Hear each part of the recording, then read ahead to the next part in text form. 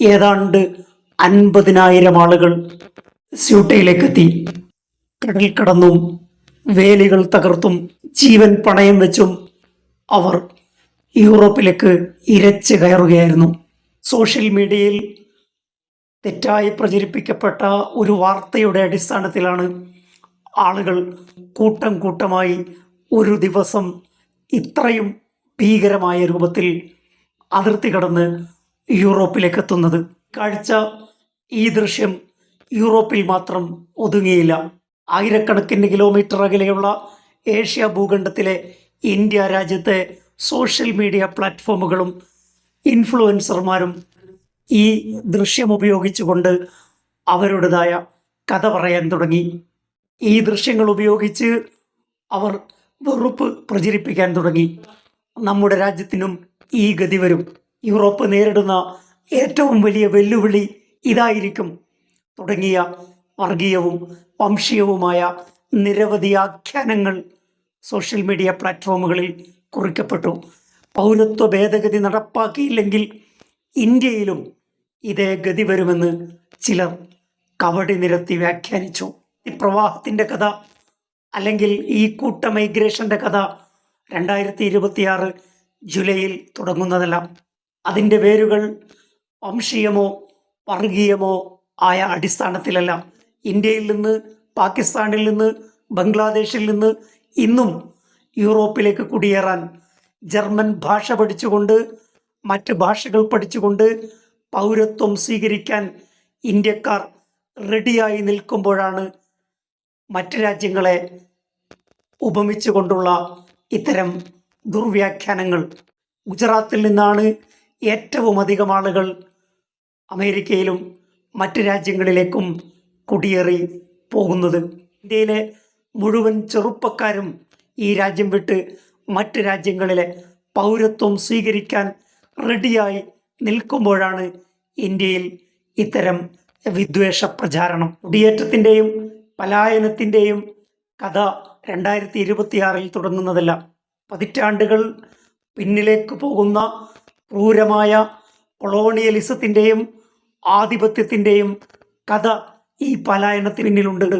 അഭയാർത്ഥികളെയും ആ രാജ്യങ്ങളിൽ നിന്ന് പോകുന്ന മനുഷ്യരെയും നോക്കിയല്ല നമ്മൾ കഥകൾ നിർമ്മിക്കേണ്ടത്. അഭയാർത്ഥികളാക്കിയ അവരെ മറ്റു രാജ്യങ്ങളിലേക്ക് പലായനം ചെയ്യാൻ പ്രേരിപ്പിക്കുന്ന സാമൂഹ്യ അന്തരീക്ഷങ്ങളുണ്ട്, സാമ്പത്തികമായ കൊള്ളയുണ്ട്. ഈ രാജ്യങ്ങളൊക്കെ അടക്കി ഭരിച്ചിരുന്നത് യൂറോപ്യൻ രാജ്യങ്ങളും അതോടൊപ്പം ബ്രിട്ടനുമായിരുന്നു. കൊളോണിയൽ ആധിപത്യത്തിന് കീഴിലായ ഇത്തരം രാജ്യങ്ങൾ അനുഭവിക്കുന്ന ദുരിതങ്ങളുടെ ഒരു മഞ്ഞുമലയുടെ അറ്റമാണ് നാം കാണുന്ന ഈ അഭയാർത്ഥി പ്രവാഹം. സാമ്രാജ്യത്വ താല്പര്യങ്ങൾ സൃഷ്ടിച്ച യുദ്ധങ്ങളുടെയും വിഭജനത്തിൻ്റെയും ഇരകളാണ് അഭയാർത്ഥികളായി പോകുന്ന മുഴുവൻ മനുഷ്യരും. യൂറോപ്യൻ രാജ്യങ്ങളിലെത്തിയ ലക്ഷക്കണക്കിന് മുസ്ലിങ്ങൾ അവിടെ എത്തിയത് മതം പ്രചരിപ്പിക്കാനായിരുന്നില്ല. അവരെ യൂറോപ്പിന് ആവശ്യമുണ്ടായിരുന്നു. 2ാം ലോകമഹായുദ്ധം കഴിഞ്ഞപ്പോൾ യൂറോപ്പ് വിജയിച്ചു. എന്നാൽ അവരുടെ നഗരങ്ങൾ തകർന്നിരുന്നു. ഫാക്ടറികൾ പ്രവർത്തിപ്പിക്കാൻ ആളുണ്ടായിരുന്നില്ല. റെയിൽവേ പണിയാൻ ആളുകളില്ല. പുതിയ യൂറോപ്പ് നിർമ്മിക്കാൻ ആവശ്യമായ മാനവ വിഭവശേഷി അവർക്കുണ്ടായിരുന്നില്ല. അങ്ങനെ യൂറോപ്പ് പുറത്തുനിന്ന് ആളുകളെ ക്ഷണിച്ചു. തുർക്കിയിൽ നിന്ന്, മൊറോക്കോവിൽ നിന്ന്, പാകിസ്ഥാനിൽ നിന്ന്, ബംഗ്ലാദേശിൽ നിന്ന് ലക്ഷക്കണക്കിന് തൊഴിലാളികൾ യൂറോപ്പിലെത്തി. ജർമ്മനി അവരെ ഗസ്റ്റ് വർക്കേഴ്സ് എന്ന് വിളിച്ചു. ഫ്രാൻസ് തങ്ങളുടെ പഴയ കോളനികളിൽ നിന്ന് ആളുകളെ സ്വീകരിച്ചു. എന്നാൽ അവരുടെ 2ാം തലമുറ കേവലം തൊഴിലാളികളായിരുന്നില്ല. അധ്യാപകർ, ഡോക്ടർമാർ, അത്ലറ്റുകൾ എല്ലാം ഉണ്ടായി. എന്നാൽ 1 സെപ്റ്റംബർ 11 അമേരിക്കയിൽ ഭീകരാക്രമണം നടന്നതോടെ യൂറോപ്യൻ രാജ്യങ്ങളിൽ പ്രത്യേകമായ ഒരു രാഷ്ട്രീയം രൂപപ്പെട്ടു. ചിലരുടെ കുറ്റകൃത്യങ്ങൾ കാരണം ആ കുറ്റം ലക്ഷക്കണക്കിന് സാധാരണ മനുഷ്യരുമായി ചേർത്ത് വായിക്കപ്പെട്ടു. ഈ മാറ്റം ഭീകരവാദത്തിൻ്റെയോ തീവ്രവാദത്തിൻ്റെയോ അടിസ്ഥാനത്തിൽ മാത്രമായിരുന്നില്ല. 9/11 പശ്ചാത്തലത്തിൽ അമേരിക്ക ഭീകരവിരുദ്ധ യുദ്ധം പ്രഖ്യാപിച്ചു. അതോടൊപ്പം ഭയത്തിൻ്റെ മറ്റൊരു യുദ്ധവും അമേരിക്കയും യൂറോപ്പും ആരംഭിച്ചിരുന്നു.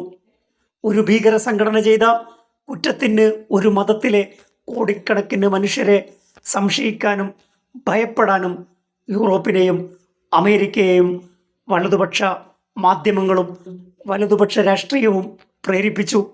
ഈ ഭയം രാഷ്ട്രീയ ശക്തികൾ അവരുടെ ക്യാമ്പയിനായി ഉപയോഗിച്ചു. അറബ് വംശജരായ കുടിയേറ്റക്കാരെ ചൂണ്ടി തീവ്ര വലതുപക്ഷം അവരുടെ രാഷ്ട്രീയ ക്യാമ്പയിൻ യൂറോപ്പിൽ ആരംഭിച്ചു. ഇസ്ലാമോഫോബിയ ചിലർ ഏറ്റവും നല്ല അവസരമാക്കി മാറ്റി. നിങ്ങളുടെ ജോലി പോകുന്നത് ഇവർ കാരണമാണ്, നിങ്ങളുടെ സംസ്കാരമില്ലാതാകുന്നത് ഇവർ കാരണമാണ്. യൂറോപ്പിൽ ജനിച്ച അവിടെ പൗരത്വമുള്ള മൂന്നാം തലമുറയിൽപ്പെട്ട ആളുകളെപ്പോലും പുറത്തുനിന്നുള്ളവർ ആയി ചിത്രീകരിക്കപ്പെട്ടു. ഭീകരവാദി, മുസ്ലിം രണ്ടും പര്യായപദമായി അവതരിപ്പിക്കുന്നതിൽ പാശ്ചാത്യ മാധ്യമങ്ങൾ വിജയം കണ്ടു.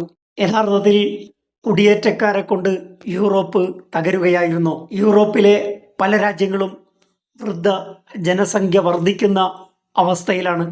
അവർ പുതിയ ഒരു റിയാലിറ്റി നേരിടുകയാണ്.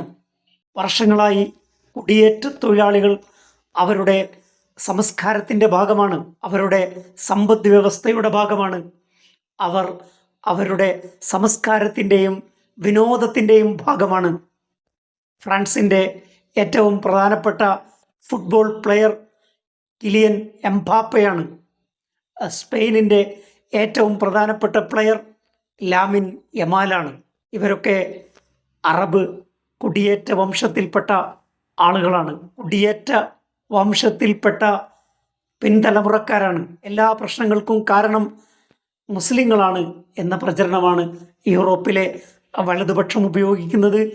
ഇന്ത്യയിലെ ഫാഷിസ്റ്റ് ശക്തികളും വലതുപക്ഷവും അതേ ആയുധം തന്നെയാണ് ഉപയോഗിക്കുന്നത്. ഓരോ രാജ്യങ്ങൾക്കും അവരുടെ അതിർത്തികൾ സംരക്ഷിക്കാനുള്ള അവകാശമുണ്ട്. നിയമവിരുദ്ധമായ കുടിയേറ്റം നിയന്ത്രിക്കാനുള്ള അധികാരമുണ്ട്. തീവ്രവാദത്തെ നേരിടാനുള്ള കടമയുണ്ട്. എന്നാൽ കോടിക്കണക്കിന് നിരപരാധികളായ മനുഷ്യരെ അവരുടെ മതത്തിൻ്റെ പേരിൽ സംശയിക്കുന്നത് നീതീകരിക്കാവുന്നതല്ല. ചരിത്രം നമുക്ക് നൽകുന്ന മുന്നറിയിപ്പ് വളരെ കൃത്യമാണ്. ഭയം രാഷ്ട്രീയ വിജയങ്ങൾ സമ്മാനിച്ചേക്കാം, പക്ഷേ അത് സമൂഹങ്ങളെ ഒരിക്കലും ഒന്നിപ്പിക്കില്ല. യൂറോപ്പിലെ കുടിയേറ്റത്തെ ചൂണ്ടി ഇസ്ലാമോഫോബിയ പ്രചരിപ്പിക്കുന്ന സംഘപരിവാറിൻ്റെ ലക്ഷ്യം വളരെ കൃത്യമാണ്. അഭയാർത്ഥികൾ ഉണ്ടാകുന്നത് സാമൂഹികമായ ഒരു ദുരന്തമാണ്. അഭയാർത്ഥികളെ സൃഷ്ടിക്കുന്നത് സാമ്രാജ്യത്വമാണ്. അഭയാർത്ഥികളെ സൃഷ്ടിക്കുന്നത് യുദ്ധങ്ങളാണ്. ആ യുദ്ധങ്ങൾ ഏറ്റവും കൂടുതൽ നടത്തുന്നത് പാശ്ചാത്യ ശക്തികളാണ്, അമേരിക്കയാണ്, അമേരിക്കൻ താൽപ്പര്യങ്ങളാണ്.